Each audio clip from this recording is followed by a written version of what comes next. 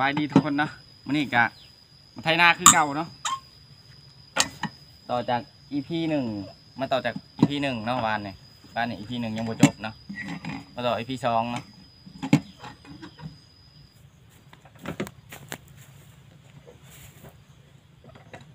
วันนี้ก็คือสีแดดดีเนาะแดดแบบพ้นสีตกนะทุกคน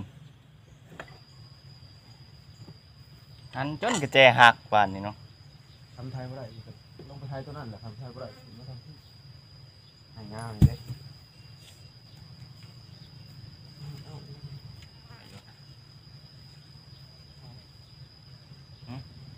เต้า เดี๋ยวรถใหม่เลย คล้ายตกใส่คล้ายรถบ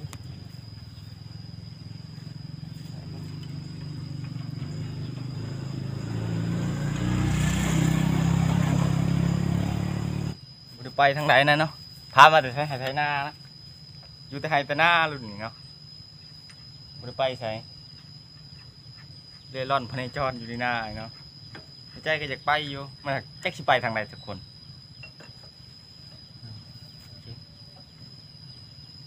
มาหันจนเท่าแล้วเนาะถ้าบ่แล้วก็บ่เศร้านะนี่แหละชีวิตชาวนาเกิดมารวยเด้ ซึ่งผมก็เปลี่ยนสไตล์อีกแล้วเนาะว่าแหละไปตามอารมณ์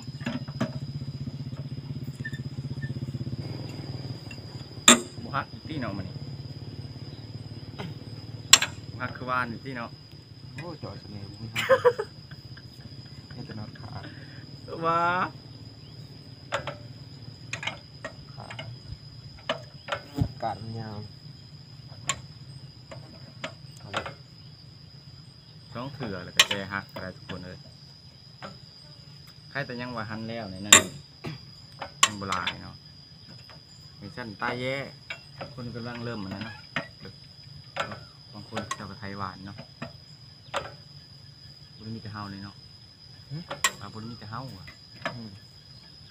ใครก็จะที่เจอผูงคนใครเจ้าคนน้อยเด็กเฮาเราเปลี่ยนตีนมันเนาะ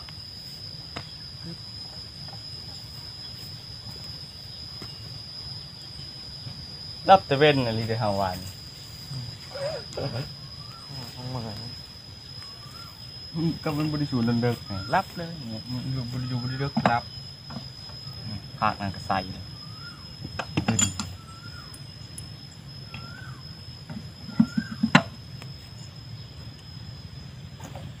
โอ้ยังจุงเบยมันยากนะทุกคนมันมีขี้เหมี่ยงขี้ดินนะเมื่อน่ะหลุดพื้นใดจะผู้ใดเปิดเป็นเล่นลูกไฟฟ้าคาตึ้งเหมือนเนี่ย นี่ก็ขา ฮะฆ่าอะไรบู๊คือการฆ่าลูกไฟฟ้าอย่างเงี้ยอ้าวแบบมันอันไหนเด้มันเป็นคุ้มมันบอลชิลงเดี๋ยวมันลุกบุบลงแล้วนะมันลุกไปฆ่าแบบนี้จะได้กลับคืนมือของเขาไปเอาเสากับอีโบจะคือใส่บวช ถือว่าแล้วมันหันบกปุ่มเบิ้งเข้าไปอีกเข้าไป ทีแรกแต่ละตีนนี่ก็บอกมันง่ายเนาะต้องใช้เวลาหัวมันหนักๆไงเนาะ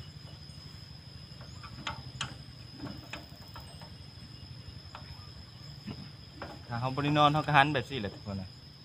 ของเขาปะไว้มันสิยันหลักเล็กขโมยน้อยเนาะ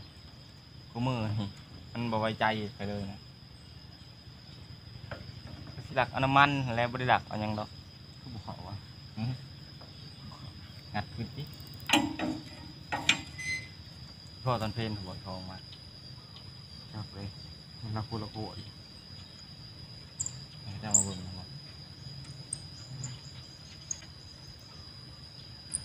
ใช่ไหม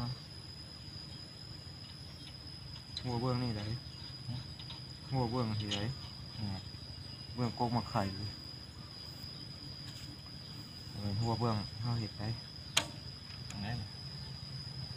โอ้โหปวดตนาเพื่อนเท่านั้นข้างเพื่อนเท่านั้น ขางเห็ด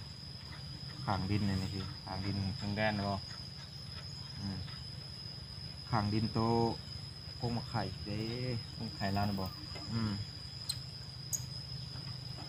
ข้างทางเฮาเที่ยวออกเที่ยวเขาเฮือนหั่นเด้จับ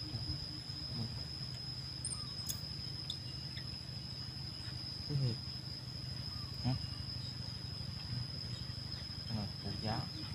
โอ้ใช่เพื่อสิปลูกชุดนี้โอ้โห ต้องเพิ่นดิโครงการนี่ต้องหันแน่นๆเนาะทานบ่แน่นเพราะว่าดินมันจับขี้ดินเนี่ยมันสิฟัดมันสิยังเฮามันสิน็อตมันสิบายเนาะถ้ามันบายแล้วหูนี่มันสิปึงเฮาต้องหันแน่นๆเนาะเพราะว่ารถยังก็คือกันทุกคนต้องหันให้มันแน่นๆคือความปลอดภัยเฮาไว้ก่อนนะเดี๋ยวฮักได้เว้ยเอาเลยนะแน่นน็อตนะ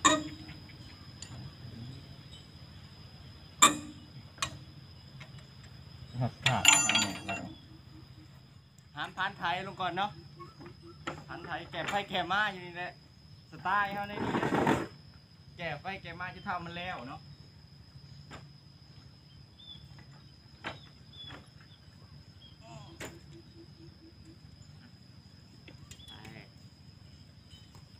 พันไทยนี่ก็ได้นักเติมได้นี่นะเดี๋ยวบรักได้ทุกคนเลยซื้อมาแต่กับรถผมได้นี่ได้หลายปีแล้วคันมาเป็นคนกับห่วยเท่าไรเติบเลยทุกคน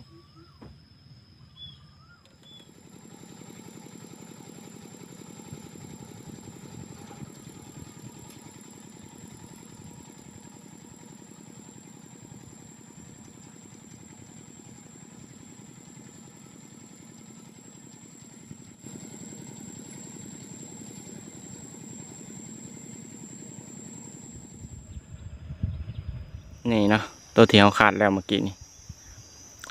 ก็ว่าเขาสิขาดก่อนนี่นะเพราะว่าให้มันทมหญ้าก่อนนะให้หญ้ามันตายเนาะก็เขาสิหว่านแล้วก็ขาดทมเข่าลบมันก็สิหญ้ามันสินานตายเนาะต้องขาด2 เถื่อเนาะขึ้นพาขึ้นพ้นเนาะตอนนี้กบก็ห้องกับบ๊อบอีเนาะ ไม่ได้เมื่อยบ่พี่ไอ้นี่มันเป็นแบบนี้หญ้ามันเพราะว่าเขาคาดทมแล้วหญ้ามันก็สิยังบ่ลายมันดูคือพาคือผลก่อนมีก้อนบักใหญ่เลยตกแท้ๆมานี่เดี๋ยวเขาสิไปคาดอีกเนาะหลังจากเขาหวานแล้วเนาะเขาก็สิคาดทมเข่าอีกบ่ให้นกมันกินเข่าเนาะบางคนเพิ่นก็สิบ่ได้เฮ็ดคือเฮาเนาะเฮ็ดต่างกันเนาะเดี๋ยวไปเบิ่งกัน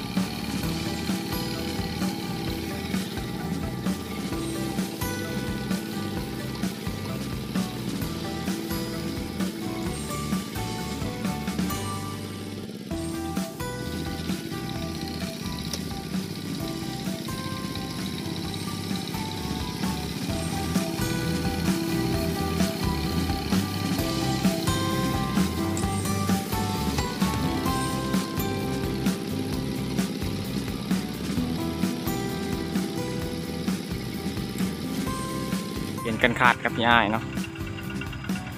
พอมันเมื่อยนะแล้วเขากระบาลเขาแล้วเขา ก็มานั่งเสมอเนาะมานำกันต้องเปลี่ยนกันแล้วเนาะ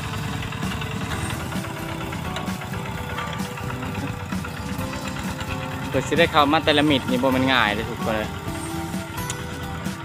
นักนาสาหัสอะไรด้วยนี่นะกำบุทนบุสู่รีบุได้เนาะ